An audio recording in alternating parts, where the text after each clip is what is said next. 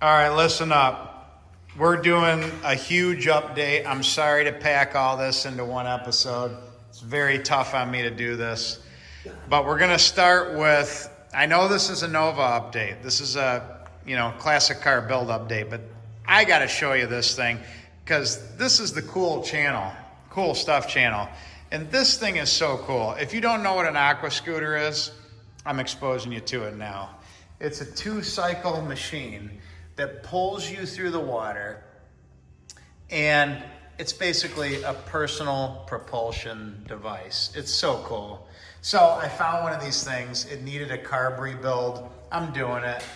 And after it's ready to rock, we will be up and running, pull start, 2-cycle. It blows exhaust all over you while you're being pulled through the water. It's probably the coolest thing that has come out in our generation. And I'm talking Gen X. I'm not talking millennial, not talking any of that. This is Gen X stuff. This is 80s technology. And I'm not ragging on millennials, but this is 80s.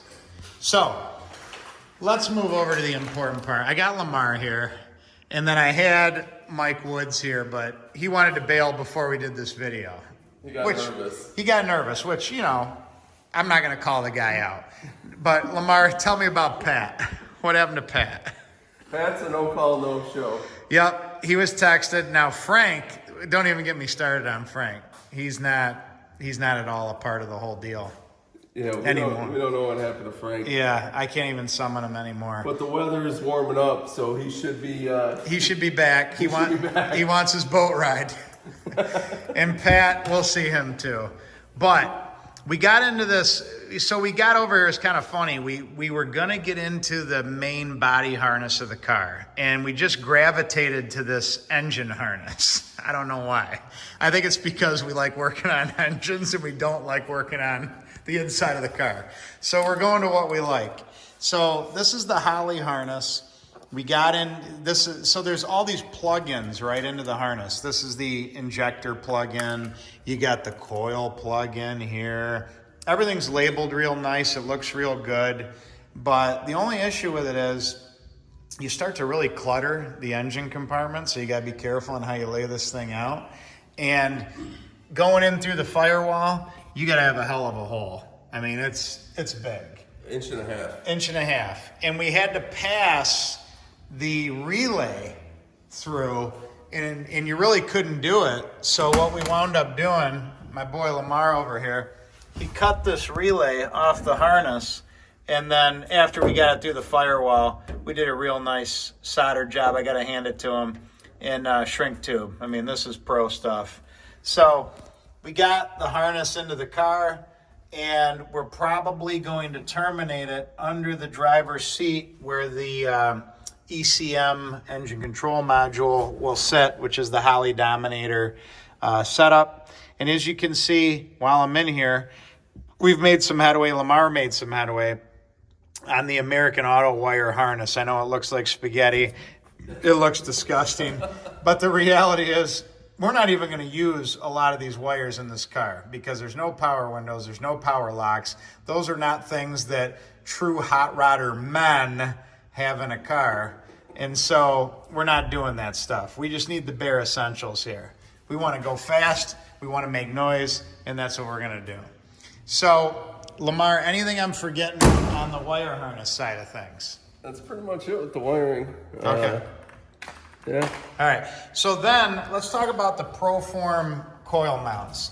We liked them. We opened them up. One thing we like about them, they're made in Michigan.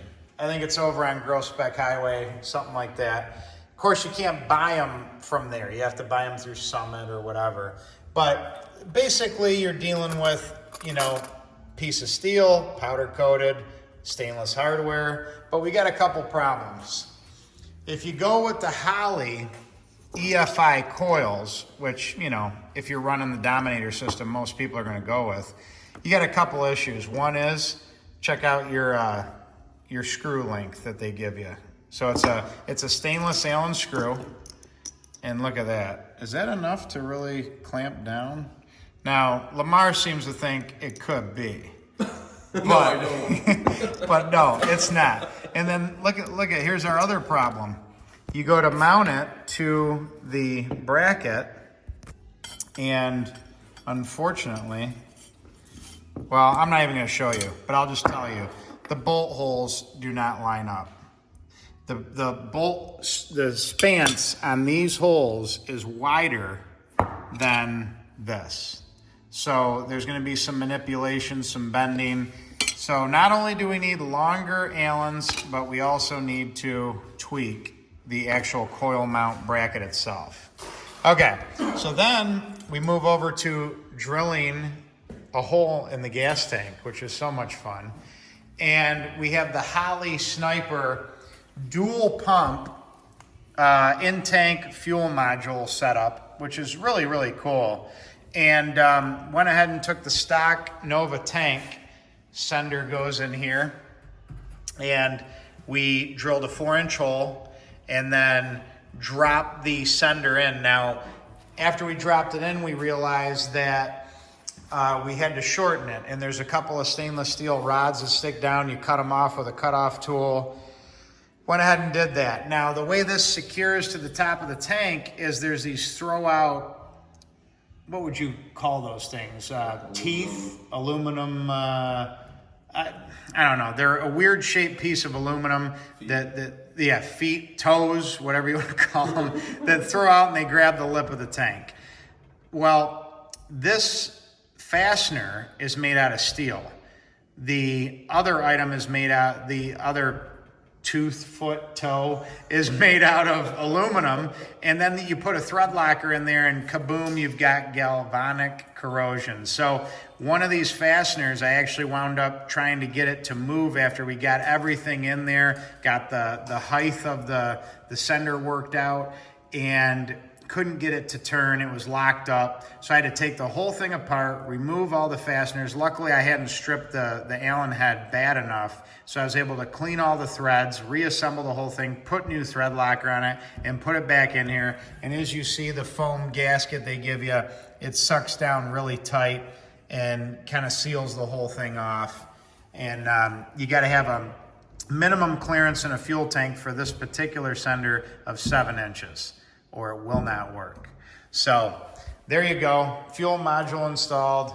So back to the wiring harness. Yeah, get me back here. The connector for the oil pressure switch. Yep. So you're on a B15 GM crate. We believe this, based off the design of this engine, we believe it's an LSA, right? It's a lot of it. Switch. And yeah, the switch sender for your oil pressure is right here, which is where your traditional distributor would drop in on a small black Chevy.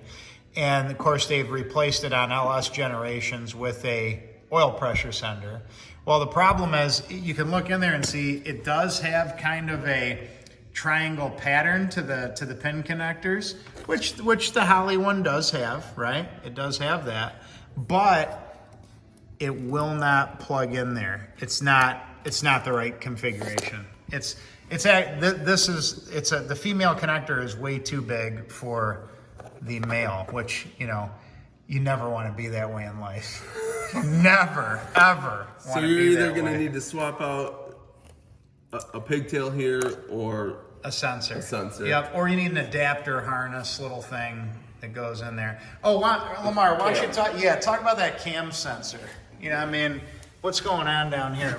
This is from GM, by the way, this little deal here. So if you are running this wiring harness, you do not need this little jumper that they use on the B15. Yep. You'll eliminate that and you'll plug directly into here. Right into the sensor. Yep. Which means we got to fish in through behind the pulleys and make sure we don't have any issues bringing the harness in there. So, there you go. Oh, yeah, the brake lines from I don't even know the name of the company. Somebody that Summit sells. Supposedly we're going to fit this car, and as you can see laying on the ground here, they kind of do and they kind of don't. They mostly don't. And then this is our trans dipstick which will be mounted, you know, somewhere in here. But that actually has a nice fit.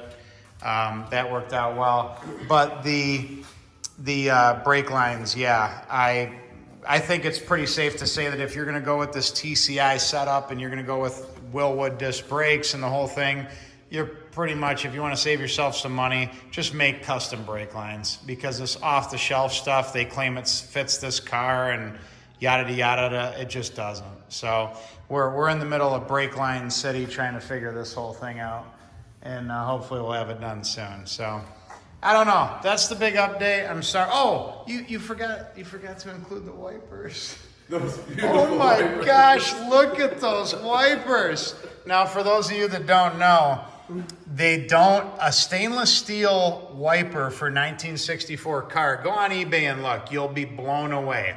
This wiper is $300.